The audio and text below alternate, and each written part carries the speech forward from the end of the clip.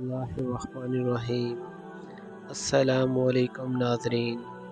حضرت سیدنا غوث اعظم رحمۃ اللہ کے کرامات۔ حضرت سیدنا غوث اعظم رحمۃ اللہ کے مختلف واقعات ہم آپ کے گوشے گزار کر رہے ہیں۔ آج ایک اور واقعہ ہم آپ کو سنائیں گے اور امید ہے کہ آپ کو پسند آئے گا۔ حضرت سیدنا غوث اعظم ولی اللہ تھے۔ اللہ پاک نے حضرت سیدنا غوث اعظم کو کئی سارے معجزات عطا کیے ہوئے تھے۔ آج چلتے ہیں واقعے کی جانب جس کا عنوان ہے جو کہا وہ پورا ہوا۔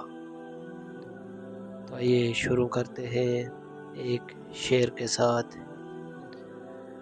جو کوئی تیرے بخت در پہ ہو گیا حاضر، جو کوئی تیرے بخت در پہ ہو گیا حاضر، تقدیر کو چمکا گیا بغداد والے مرشد۔ جب بھی تڑپ کر کہہ دیا یا غوث المدد، امداد کو تو آ گیا بغداد والے مرشد۔ حضرت خضر الحسینی رحمۃ اللہ سے مروی ہے کہ حضور سیدنا غوث اعظم رحمۃ اللہ نے ایک مرتبہ مجھے مخاطب کرتے ہوئے فرمایا، تم موصول چلے جاؤ، وہاں تمہارے ہاں ایک بیٹا پیدا ہوگا جس کا نام محمد ہوگا۔ جب وہ بچہ 7 سال کا ہو جائے گا تو بغداد کا ایک علی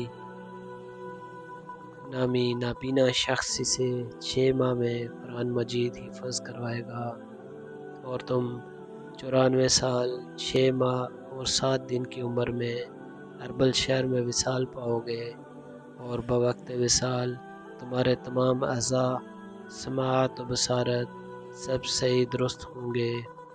حضرت خضر الحسینی رحمۃ اللہ فرماتے ہیں، میں آپ رحمۃ اللہ کے حکم کے مطابق موصول چلا گیا۔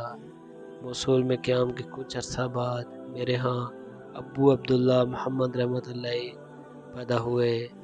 ابو عبداللہ محمد رحمۃ اللہ کی عمر جب 7 برس ہوئی تو میں نے اسے ایک حافظ قرآن کو مقرر فرمایا جو نابینا تھے۔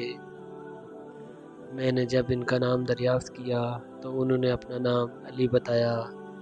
منقول ہے کہ بعد ازاں جب حضرت خضر الحسینی رحمۃ اللہ کا وقت وصال قریب آیا تو اس وقت آپ رحمۃ اللہ کی عمر 94 برس 6 ماہ اور 7 دن تھی، اور بوقت وصال تمام اعضاء وہاں بصارت و سماعت بالکل صحیح تھے۔